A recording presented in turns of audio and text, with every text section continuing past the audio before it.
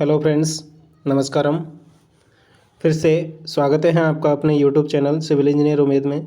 जैसा कि दोस्तों अपन इरिगेशन इंजीनियरिंग का ट्यूटोरियल स्टडी कर रहे थे, तो अभी उसका पार्ट नंबर 2 लेके आए हैं, जिसमें कि अपन मेथड ऑफ इरिगेशन तथा quality of the irrigation water के बारे में डिस्कस करेंगे।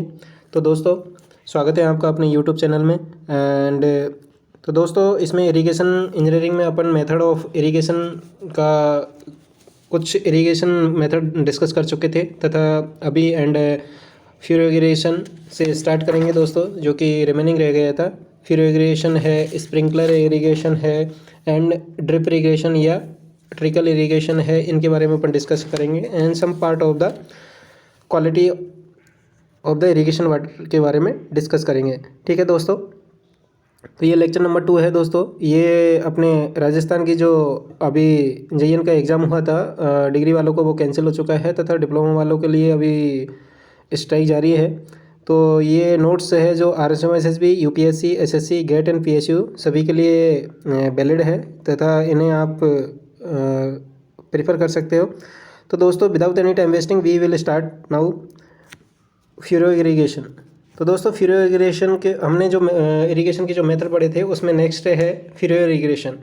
तो दोस्तों इसमें फ्यूरो इरिगेशन में और फ्लड इरिगेशन में डिफरेंस क्या है। फ्लड इरिगेशन है, फ्लड इरिगेशन में तो वाटर है जो अनकंट्रोलेबल होता है, तथा उसमें पूरे फील्ड में ही वाटर को छोड़ दिया जाता है, जिससे कि उसमें लॉसेज ज़्यादा होता है तथा कंजम्पशन ऑफ द वाटर है वो ज़्यादा होता है। तो दोस्तों इसमें इतना सा डिफरेंस होता है कि जो वाटर अप्लाई किया जाता है फील्ड में, वो फील्ड में जैसे ही वाटर अप्लाई किया जाता है तो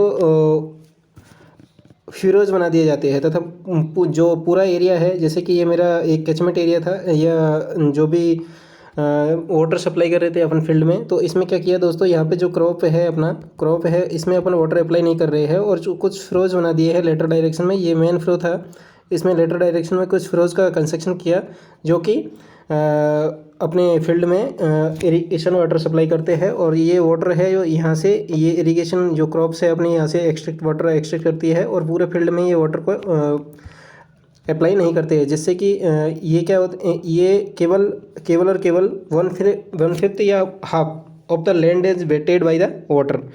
मतलब फ्लड इरिगेशन में पूरे में पानी छोड़ दिया जाता था, जबकि फ्यूरो इरिगेशन में अपन क्या करते हैं, केवल उसका 1/5 पार्ट ऑफ द लैंड या फिर half part of the land wetted किया जाता है, और जबकि फ्लड इरिगेशन में एंटायर एरिया कवर किया जाता था। तो दोस्तों इसमें अपन देख सकते हैं कि फ्यूरो और नैरो फील्ड डिचेज जो कंस्ट्रक्शन किया है, डिचेज का जो कंस्ट्रक्शन किया था, और ये मेन डिचेज थी जिसमें इसके थ्रू वाटर सप्लाई करते हैं अपन। और यहाँ पे जो अपना क्रॉप है वो लगा हुआ है, and in this the entire of the water through main ditches by a hose siphon और थ्रू ए वेंक हॉल। तो दोस्तों जैसे कि इसमें ये मेन डिच है, मेन डिच से अपन को वाटर क्या है कि अपना जो फ्यूरो है उनमें ले जाना है। तो उनमें ले जाने के लिए दोस्तों या तो ऐसा अरेंजमेंट करेंगे कि इसमें एक साइफोन पाइप, जैसे कि पाइप अरेंजमेंट करेंगे, जैसे कि वाटर होता है वो साइफोन के थ्रू इस मेन डिच में से अपने फ्यूरो में चला जाए, या फिर होल साइफोन या थ्रो ए बैंक हॉल के एक हॉल का कंस्ट्रक्शन यहाँ पे, एक हॉल का कंस्ट्रक्शन का यहाँ पे कर देंगे, जिससे कि वाटर इजीली से अपना क्या करेगा, फ्यूरोज में चला जाएगा। तो दोस्तों इस तरह से अपन का मेन डिश से फ्यूरो में वाटर सप्लाई होता है, और ये फ्यूरोज होती है जो क्या करती है 1/5 या फिर 1/2 लगभग इतने एरिया को कवर करती है, और फुल एरिया में वाटर सप्लाई नहीं किया जाता है। Spacing of the furrow decided by the spacing of the plants. Depend करता है कि दोस्तों अपन का जो प्लांट है उसका स्पेसिंग कितना है, उसके ऊपर डिपेंड करता है स्पेसिंग ऑफ फ्यूरोज कि कितना स्पेसिंग देना चाहिए, कितना नहीं देना चाहिए। वो डिपेंड करता है कि अपन ने किस टाइप का वहाँ पे क्रॉप प्रोडक्शन चल रहा है। जैसे कि मेरा पेडीज है वो एकदम बिल्कुल स्पेस बहुत ही कम होता है उनके बीच में, तो अपन को क्या होती है जो स्पेसिंग ऑफ फ्यूरो वो कम रखना पड़ेगा। Next, furrow vary from 8 to 30 centimetre deep and may be 400 metre long. तो दोस्तों इसका जो विड्थ होता है वो 8 to 30, मतलब जो डेप्थ होता है वो 8 to 30 सेंटीमीटर डीप हो सकता है, तथा ये 400 मीटर लॉन्ग तक पॉसिबल है। Deep furrows are widely use for the row crops. तो दोस्तों जो डीप फ्यूरोज यूज़ करते हैं वो किसके लिए, रो क्रॉप्स के लिए अपन यूज़ करते हैं। अब दोस्तों इसमें एक नेक्स्ट टर्म आता है नेक्स्ट टर्म आता है इसमें करोगेशन। तो दोस्तों करोगेशन क्या होता है कि स्मॉल और सेलो फिरोज होती है वो करोगेशन कहलाता है। स्मॉल होता है, स्मॉल और सेलो फिरो होता है वो कॉल्ड द करोगेशन। तो छोटा होता है और कम डेप्थ होता है, उन ऐसे फिरोज को क्या बोलते हैं, करोगेशन बोलते हैं। Use for the irregular topography. तो जो अपना फिरो इरिगेशन होता है वो जो इरेगुलर टाइपोग्राफी के लिए यूज़ किया जाता है। Use for the closely growing crop like the Medo, small grains and small grain, इनके लिए अपन इसको यूज़ करते हैं।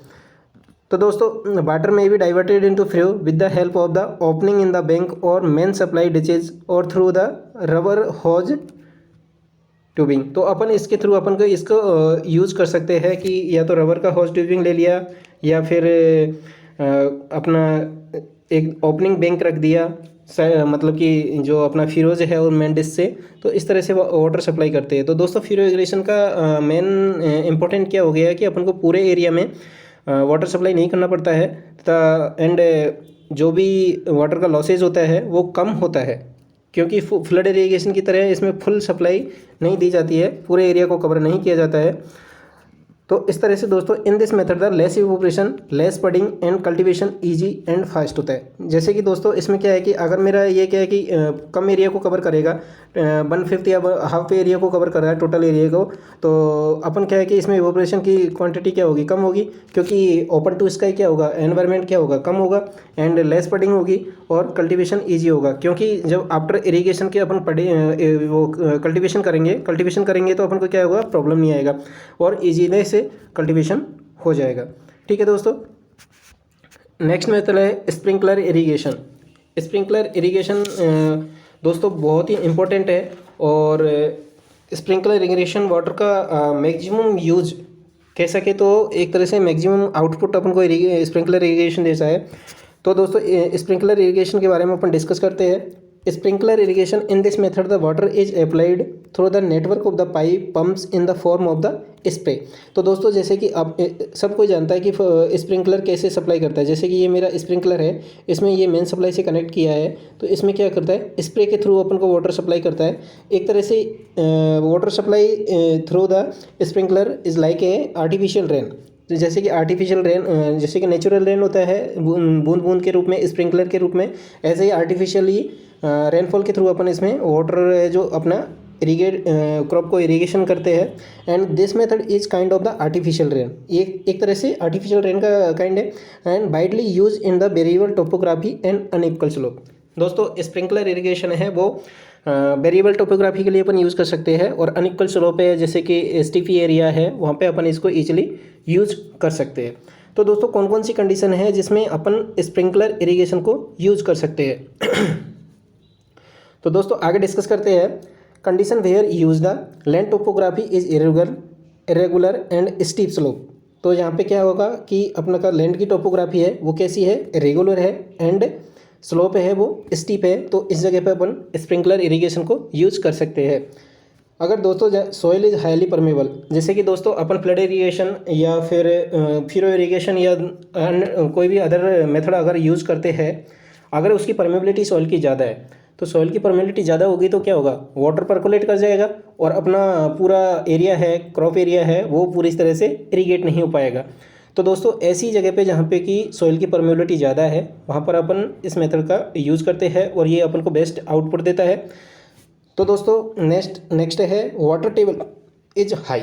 अगर दोस्तों मेरा वाटर टेबल हाई है तो जो भी मैं इरिगेशन वाटर सप्लाई करूँगा, वो इरिगेशन वाटर है वो अपना क्या करेगा, वाटर टेबल में मिक्स हो जाएगा और अपने पूरे एरिया को कवर नहीं कर पाएगा। Area where the seasonal water requirement is low near the coast. जैसे कि दोस्तों मेरे को कोस्टल एरिया है, कोस्टल एरिया के क्लोज में मेरे को कोई भी फार्मिंग करना है तो दोस्तों वहाँ पे क्या होगा कि जो रिक्वायरमेंट है वाटर की रिक्वायरमेंट की, वो सीजनल रिक्वायरमेंट कम पड़ेगी। तो उस जगह पे अपन को क्या कर रहे हैं, फिर इसके स्प्रिंकलर इरीगेशन के थ्रू अपन इसको वाटर सप्लाई कर सकते हैं, यानी कि इरीगेशन कर सकते हैं। Crop require the high and frequent irrigation, मतलब कि ऐसी क्रॉप जिसको पानी चाहिए लेकिन वो उसकी फ्रीक्वेंसी क्या है, उसकी रिटर्निंग टाइम क्या है, रिटर्न पीरियड क्या है उसका सप्लाई करने का या डिमांड का, वो बहुत ही ज़्यादा है। मतलब कि अपन को रिक्वायरमेंट हाई है और उसका क्या है कि इरिगेशन की फ्रीक्वेंसी है, वो फ्रिक्वेंटली उसको इरिगेट करना पड़ेगा। तो ऐसी जगह पर अपन क्या करेंगे, ये स्प्रिंकलर इरिगेशन यूज़ करते हैं। Crop have the shallow roots, तो दोस्तों जो रूट है वो सेलो डेप्थ पे है, तो उस जगह पे अपन को इस टाइप से इरिगेशन कर सकते हैं। बिकॉज क्योंकि दोस्तों अपन अन्य टाइप का मेथड काम में लेंगे तो रूट क्या होगा, यहाँ से सॉइल इरोड हो जाएगी। इरोड होने के बाद में अपन का रूट है जो एक्सपोज टू एनवायरनमेंट हो जाएगी और उसमें अपना प्लांट है वो अच्छे से ग्रोथ नहीं कर पाएगा। तो दोस्तों नेक्स्ट है bear the scarcity of the water like in Rajasthan. तो दोस्तों जहाँ पे सेक्रेसिटी है, लास्ट पॉइंट है बेयर द सेक्रेसिटी, मतलब पानी की बहुत कमी है। जैसे कि राजस्थान है, राजस्थान का पश्चिमी इलाका है जिसमें पानी की बहुत कमी है, तो वहाँ पे अपन इस मेथड को यूज कर सकते हैं। ठीक है दोस्तों, आगे बढ़ते हैं। क्या क्या एडवांटेज है, advantage of the sprinkler irrigation. तो दोस्तों एक बार अपन इसका देख लेते हैं कि इसमें किस टाइप से पानी सप्लाई होता है। यहाँ पे मैंने एक डायग्राम ड्रॉ किया है दोस्तों, जैसे कि ये मेरा मेन सप्लाई है। मेन सप्लाई के में मैंने क्या किया, स्प्रिंकलर अटैच किया। इस तरह से एक अरेंजमेंट होता है हर जगह पाइप के या बेंड पे, तो इस जगह क्या किया, स्प्रिंकलर अटैच किया।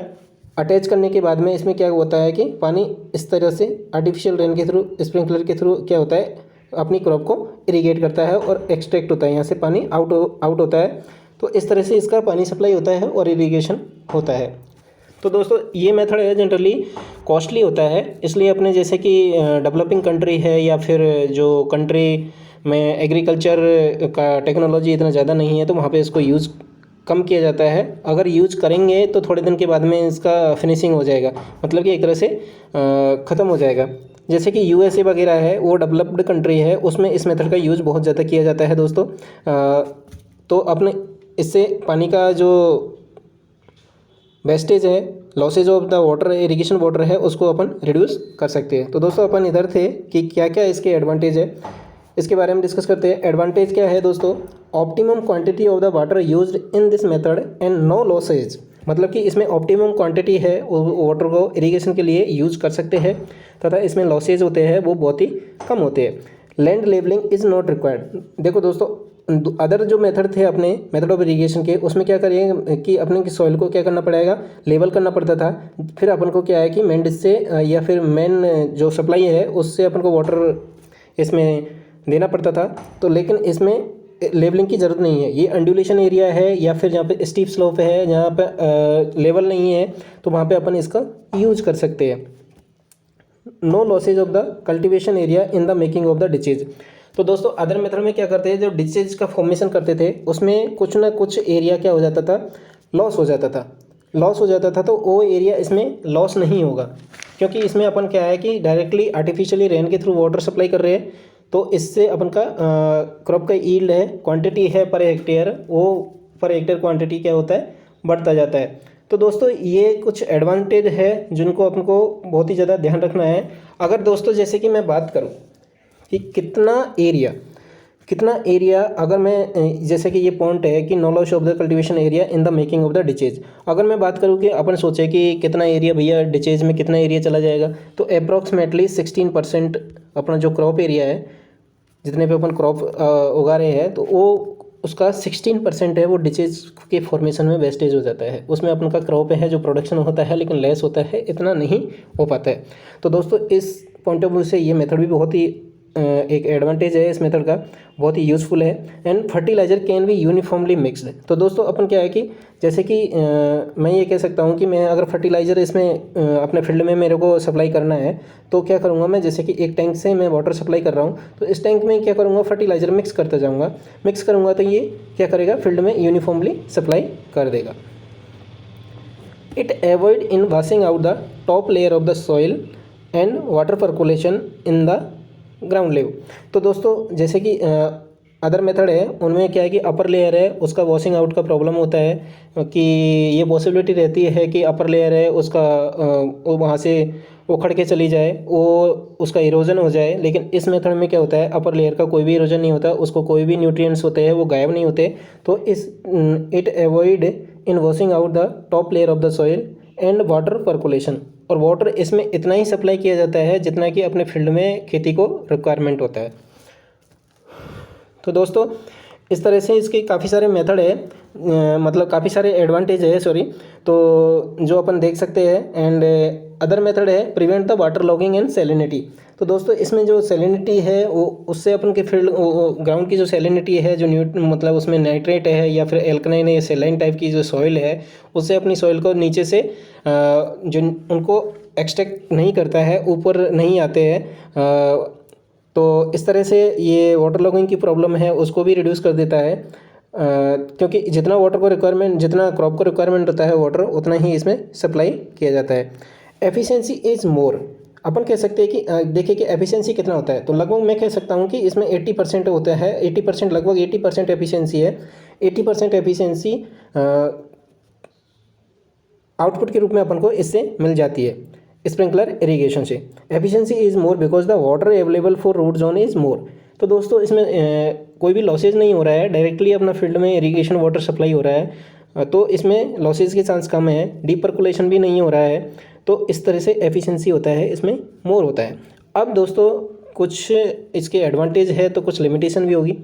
तो दोस्तों कौन कौन सी लिमिटेशन है उनको अपन डिस्कस करते हैं। तो चलते हैं दोस्तों। अगर मेरा हाई वाइंड है, जैसे कि मेरा फील्ड है, क्रॉप फील्ड है, उसमें अगर मेरा वाइंड ब्लोइंग बहुत फास्ट हो रहा है, अगर जैसे कि सीजनली, तो उसमें क्या होता है, ये डिस्टर्ब हो जाता है, उस तरह से यूनिफॉर्मली वाटर सप्लाई नहीं कर पाता। High wind disturb the sprinkler water. तो दोस्तों ये एक लिमिटेशन था। आगे अपन अन्य लिमिटेशन के बारे में डिस्कस करते हैं। अदर लिमिटेशंस है in high temperature area evaporation losses take place. अगर जैसे कि राजस्थान है, राजस्थान में दोस्तों मैं आपको बताऊं तो राजस्थान में गर्मियों के दिनों में मेल्ट हो जाता है रोड, जो डामर होता है अपना जो, तो वो क्या करता है, मेल्ट हो जाता है, रोड मेल्ट होने लग जाता है, मेल्ट होके फ्लो करने लग जाता है। तो दोस्तों in high temperature area evaporation losses is very take place, very high होते हैं और वो इसमें टेक प्लेस करता है। तो क्योंकि ये आर्टिफिशियल रेन जैसे अपना वाटर सप्लाई करता है, तो अगर टेम्परेचर ज़्यादा होगा तो लॉसेज ज़्यादा हो जाएगा। तो ये एक लिमिटेशन है इसकी। Not suitable for the crop those require the larger depth of the irrigation, example paddy. जैसे कि अपन ने कोई घास की फसल है, या जैसे कि घास पशुओं के लिए कोई घास लगा की फसल कर रहे हैं, उसके लिए लार्ज डेप्थ तक राइस है, राइस के लिए ज़्यादा वाटर का रिक्वायरमेंट होता है। गन्ना है, गन्ने के लिए, शुगर केन के लिए ज़्यादा वाटर का रिक्वायरमेंट होता है। तो ऐसी फसलों के लिए स्प्रिंकलर इरीगेशन है वो सही रिजल्ट नहीं देता है, not suitable for that. Require the high technical skill, initial investment is large. दोस्तों जैसे कि एक नॉर्मल किसान होता है, अपने इंडिया का जो किसान है, लगभग मैं मानता हूँ कि 70% पॉपुलेशन है वो एग्रीकल्चर पर डिपेंडेंट है, लेकिन 70% जितना पॉपुलेशन है उसमें से भी मैं कह सकता हूँ कि 90% है वो अनएजुकेटेड है। तो दोस्तों ये मेथड है, इसमें क्या है कि टेक्निकल स्किल्स का रिक्वायरमेंट होता है, जिससे कि एक ऑर्डिनरी फार्मर होता है वो इस मेथड को सही तरह से एफिशिएंटली यूज़ नहीं कर पाता है। Require the more electrical power. तो दोस्तों इसमें क्या है कि अपन को प्रेशर देना पड़ेगा, क्योंकि ये मेरा स्प्रिंकलर है, इसमें अगर प्रेशर होगा तभी ये वाटर है, ये क्रेन के थ्रू या स्प्रिंकलर के थ्रू ऐसे एक्सट्रैक्ट बाहर आउट हो सकता है। तो अपन को क्या है, मोर इलेक्ट्रिकल पावर का रिक्वायरमेंट होता है। तो दोस्तों constant and large quantity of the water required for efficiently use. तो दोस्तों मेरे को इसमें क्या करेंगे, कॉन्स्टेंटली वाटर रिक्वायरमेंट होगा, क्योंकि ये तो है नहीं है कि कभी कम कभी ज़्यादा, कभी कम कभी ज़्यादा अपन सप्लाई कर सकते हैं, या 5 मिनट के लिए या फिर 2 घंटे के लिए मेरे पास में पानी है, उसके बाद में बाद में दे दूंगा, नहीं। इसके लिए लगातार कंटिन्यूअसली, जैसे कि अपने यहाँ पे इंडिया में क्या है कि ट्रॉपिकल कंट्री है, तो इसमें रेन का तो अभाव है, तो अपन को मोस्टली इरीगेशन ही करना पड़ता है क्रॉप के लिए। तो इसमें क्या है कि वाटर का मतलब कि लार्ज क्वांटिटी में वाटर रिक्वायरमेंट पड़ता है और कॉन्स्टेंटली होता है, ये नहीं कि इंटरवल में अपन पानी दे सकते, फिर इरीगेशन एफिशिएंसी अच्छी नहीं आती। Sand and silt free water should be, otherwise the pump में भी डैमेज। अगर इसमें मेरा क्या है कि पंप होता है वो डैमेज हो जाएगा, अगर मैंने सैंड और सिल्ट है वो फ्री वाटर अपन फील्ड में सप्लाई नहीं किया, या फिर पंप से जो एक्सट्रैक्ट हो रहा है, पंप उसको इरीगेशन के लिए अपने पाइप में आउटलेट के रूप में भेज रहा है, तो वो क्या करेगा, डैमेज कर जाएगा। तथा जो स्प्रिंकलर होता है वो स्प्रिंकलर भी क्या कर जाएगा दोस्तों, जैसे कि यहाँ पे मेरा एक स्प्रिंकलर था, स्प्रिंकलर जैसे ही उससे पानी निकल रहा है, पानी स्प्रिंकलर निकल रहा है, तो यहाँ पे क्या है कि एक स्मॉल होल्स होता है, ये क्या कर जाएगा, क्लॉग्स कर जाएगा। तो दोस्तों इसलिए इसमें sand and silt free water होना चाहिए, जो कि भैया एग्रीकल्चर फील्ड में नॉट पॉसिबल। तो ये कुछ इसके लिमिटेशंस थे दोस्तों। अब आगे चलते हैं अपन नेक्स्ट मेथड की ओर। तो अपना नेक्स्ट मेथड है दोस्तों ड्रिप इरिगेशन। तो ड्रिप इरिगेशन के बारे में अपन बात करते हैं। तो दोस्तों एक ड्रिप इरिगेशन के बारे में मैं आपको बताता हूँ कि ड्रिप इरिगेशन है वो एक नया मेथड है।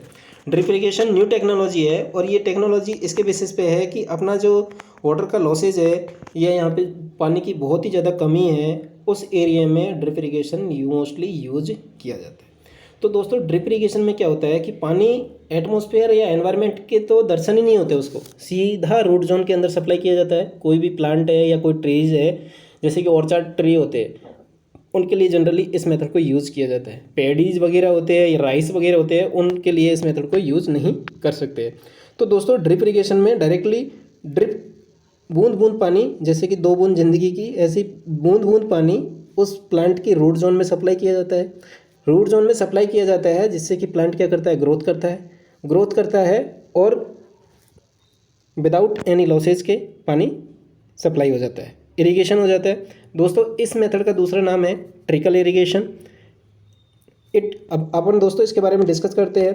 It is latest technique. It is used where the acute scarcity of the water for irrigation and soil salt problem। तो दोस्तों यहाँ पे कि सॉइल में सॉल्ट है और ऐसे प्रॉब्लम, कहीं पर फ्लोराइड कंटेंट ज़्यादा होता है, तो वो क्या करता है, जैसे ही पानी सप्लाई होता है तो अपर एक लेयर के रूप में बन जाता है, ऊपर लेयर बन जाता है, और ऊपर लेयर जैसे बन जाएगा, नेक्स्ट टाइम अपन जैसे वाटर सप्लाई करते हैं तो वो अपने रूट जोन को क्या करता है, खनिज जो भी उनके जो न्यूट्रिएंट्स है, जो रिक्वायरमेंट है अपने प्लांट्स के लिए, क्रॉप के लिए, तो उनको अच्छे से एक्सटेंड नहीं करने देता, और जो सॉल्ट है वो अपने ईल्ड को कम करता है। तो ऐसी जगह पे अपन क्या करते हैं, ड्रिप इरिगेशन यूज़ करते हैं। In this method water is directly supplied to the root of the plant. तो दोस्तों इसमें क्या करते हैं कि जो प्लांट का रूट है ना, उसमें डायरेक्टली अपन क्या कर देते हैं, वाटर को सप्लाई कर देते हैं। So minimize the evaporation and percolation losses. तो कोई भी इवोपरेशन हो रहा है क्योंकि कांटेक्ट में नहीं आएगा, सूर्य महाराज के तो दर्शन ही नहीं होंगे, दर्शन नहीं होंगे तो क्या होगा, इवोपरेशन नहीं होगा। एंड परकुलेशन लॉसेज, जो भी परकुलेट हो रहा है कहीं पे भी, जैसे कि अपन ने पहले कैनाल के थ्रू कर रहे थे या डिच के थ्रू कर रहे थे तो उसमें परकुलेशन का पॉसिबिलिटी रहता था, लेकिन इसमें परकुलेशन का कोई प्रॉब्लम ही नहीं है। अब दोस्तों in this the fertiliser mix in the supply water so distribute equally to the crop. जैसे कि मैंने आपको बताया था कि उसमें अपना स्प्रिंकलर इरिगेशन में, जैसे कि मेरा ये वाटर टैंक है, यहाँ से मेरा सप्लाई हो रहा है, या फिर ये बेल है या फिर पंप है, यहाँ से सप्लाई हो रहा है, इधर मैंने अगर मिक्स कर दिया तो ये क्या होता है, जैसे ये प्लांट है इसमें क्या है, ड्रिप के थ्रू यूनिफॉर्मली वाटर, दूसरा प्लांट है उसमें भी ड्रिप के थ्रू, तो यूनिफॉर्मली अपना वाटर, वो फर्टिलाइजर यूनिफॉर्मली वाटर के साथ में मिक्स होके अपने प्लांट तक, रूट जोन तक पहुँच जाता है विदाउट एनी लॉसेज।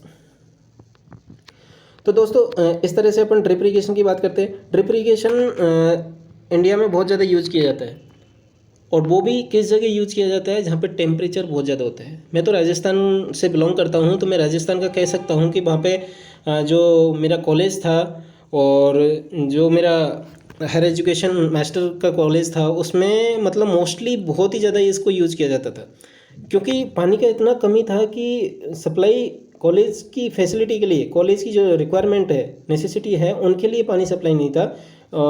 कभी कभी तो पानी छोड़ जाता था। तो ऐसी कंडीशन में क्या करें, प्लांट्स को ग्रोथ करना है जो कि ज़रूरी है एनवायरमेंटल पर्पज़ से।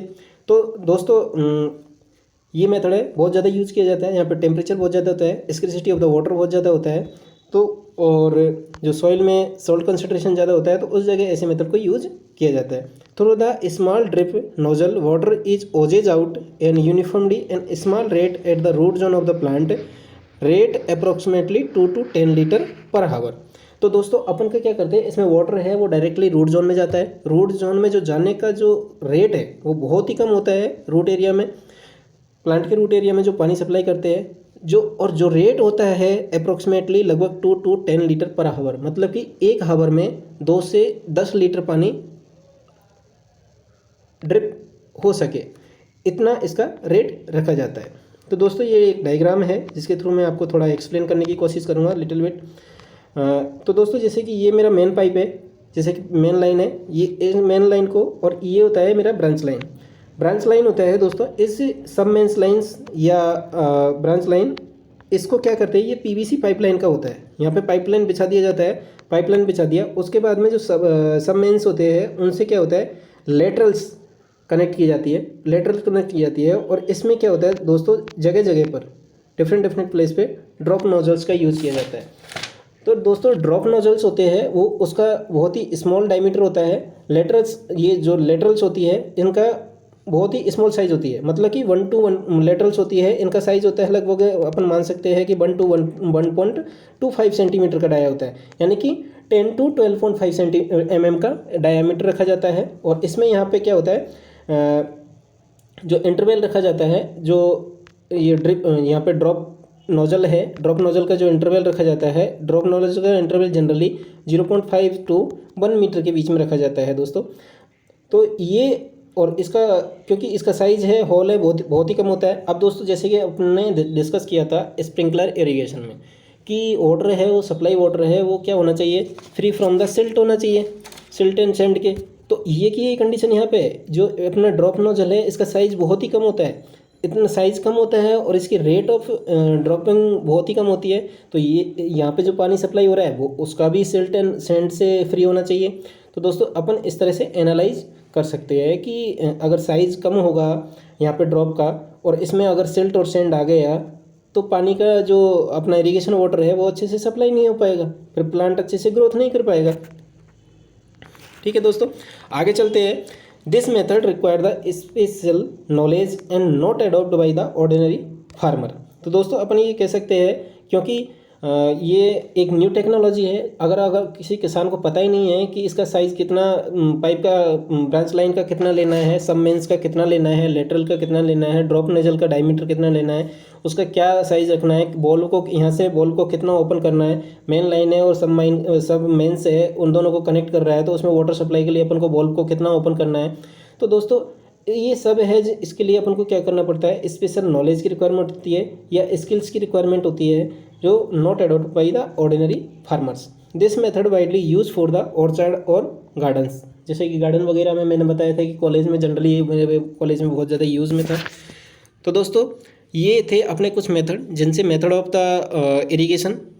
तो दोस्तों अपने इनको आज फिनिश किया एंड आई होप आपको ये समझ में आए होंगे। अपना नेक्स्ट टॉपिक है दोस्तों quality of the irrigation water. तो दोस्तों अपन एक जनरली बात करते हैं कि अगर मैं इरिगेशन वाटर है मेरा और उसमें क्वालिटी का क्या फैक्टर आएगा, कैसा भी पानी दे दूँ खेतों में क्या फ़र्क पड़ता है, फसल ही तो है, कोई इंसान थोड़ी है। नहीं दोस्तों, क्वालिटी का क्या फ़र्क पड़ता है, क्वालिटी ऑफ वाटर का। जैसे दोस्तों एग्जांपल के तौर पर मैं आपको एक एग्जांपल देता हूँ कि आपने कभी कभी देखा होगा कि फसल में अपन पानी तो अच्छे से दे रहे हैं, फसल में पानी अच्छे से दे रहे हैं, लेकिन क्या होता है कभी कभी कि पत्ते हैं उसकी जो लीव्स है वो येलो कलर की हो जाती है, या फिर वो जो लीव्स है इससे ऐसे हो जाती है कि वहाँ पे फायर लगी है, आग लग गई, ऐसी ऐसी सूख जाती है। तो दोस्तों ऐसा क्यों होता है, क्यों इसलिए होता है दोस्तों क्योंकि जो उनका जो नरिशमेंट होता है वो ऐसे एनवायरनमेंट में हुआ है। एनवायरनमेंट मीन्स या तो वो फोटोसिंथेसिस के लिए जो ऑक्सीजन, जो कार्बन डाइऑक्साइड यूज़ कर रहे हैं उसमें कुछ गैसेज में इतना कंसंट्रेशन है, जैसे कि उसमें PM2.5 या अन्य जो भी व्हीकल से आउटलेट निकल रहा है उनका कंसंट्रेशन ऐसा है जो वो प्लांट है वो पूरा पचा ही नहीं पा रहा है, वो डाइजेस्ट ही नहीं कर पा रहा है। तो वो क्या होता है वहाँ पे उसका कलेक्शन होता जाता है, कलेक्शन होता है तो वो क्या करता है, एंटी रिएक्शन करता है और प्लांट को हार्मफुल होता है। जैसे ऐसे ही रूट के थ्रू जो खनिज लवण पहुँचते हैं पत्तियों तक, तो उसमें क्या होता है जैसे नाइट्रेट कंटेंट है, पोटेशियम कंटेंट है, क्लोराइड कंटेंट है, ऐसे कुछ खनिज लवण हैं जो रूट से एक्सट्रैक्ट होकर के और प्लांट की लीव्स तक पहुंचते हैं और वो क्या करते हैं, प्लांट को हार्मफुल होते हैं। तो इसलिए अपन को quality of the irrigation water का भी ध्यान रखना पड़ता है। तो दोस्तों जैसे कि अपन, या फिर ऐसे कह सकते हैं कि अपन जैसे सब्जी लेके आते हैं मार्केट से, तो भैया जो नाले के पास में सब्जी उगती है उसको खाने में क्या प्रॉब्लम है, और एक फ्रेश वाटर से जो सब्जी होती है उसमें क्या प्रॉब्लम है? बिकॉज दोस्तों जो जैसे कि नाला है अपना या फिर सीवेज वाटर है, उसमें क्या होता है, हार्मफुल केमिकल होते हैं, हार्मफुल कंटेंट होते हैं, जो कि अपने जैसे कि सब्जियां है उनमें क्या होता है, उनका कलेक्शन होता जाता है, एक्यूमुलेशन होता जाता है बाई द रूट फोटोसिंथेसिस के थ्रू उनमें कलेक्शन होता जाता है, और वो कलेक्शन है वो उनमें आता है सब्जियों में या प्लांट्स में, और वो इनडायरेक्टली ह्यूमन बींग्स को या फिर एनिमल्स को जो भी उनको खाते हैं, वो जो यूज़ करते हैं, उनको इनडायरेक्टली अफेक्ट करता है। इसलिए दोस्तों अपन को quality of the irrigation water का भी ध्यान रखना है। तो दोस्तों the quality of the water that is used for the irrigation purpose very much influence to the yield of the crop. तो दोस्तों ये अगर मैं अच्छे से वाटर दूंगा, ये अब दोस्तों ये एक बात ये भी है कि अगर मेरा जो वाटर सप्लाई कर रहा हूँ, हो सकता है कि उस टाइप जिस जगह मैं सप्लाई कर रहा हूँ, जैसे कि मैं जयपुर में कोई फसल उगा रहा हूँ, वहाँ पे क्या है कि मिट्टी में क्या है कि फ्लोराइड का कंटेंट ज़्यादा है। अगर मैं उस जगह के वाटर को दूसरी मिट्टी के लिए यूज़ करता हूँ तो हो सकता है कि वो उसके लिए सूटेबल हो, उस मिट्टी के लिए सूटेबल नहीं हो, क्योंकि उसमें सेलाइन एल्कलाइन सॉइल में क्या क्या केमिकल्स अवेलेबल है उसके ऊपर भी डिपेंड करता है।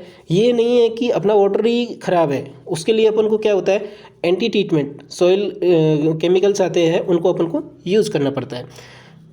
अगर सोडियम कंसनट्रेशन ज़्यादा है, पोटास कंसनट्रेशन ज़्यादा है पहले से ही, और अपन उसमें पोटास दे रहे हैं फिर से, तो ये दोस्तों इन फैक्टर का सॉइल टेस्टिंग भी करना चाहिए। हमेशा वाटर ही पोल्यूटेड नहीं रहता है। नेक्स्ट है दोस्तों the quality of the irrigation water also very with the type of the soil because the suitability और वेरी विद द सॉइल। जैसे कि अगर मेरा क्वालिटी ऑफ द सॉइल है उसके हिसाब से भी क्वालिटी ऑफ वाटर चेंज होता है, जो मैंने अभी समझाया था दोस्तों। अगर मेरा सॉइल के अंदर ही पहले से न्यूट्रिएंट्स है और अपन उसमें और न्यूट्रिएंट्स देंगे तो उसमें अपन को यील्ड है वो क्या होता है, कम मिलता है। Various impurities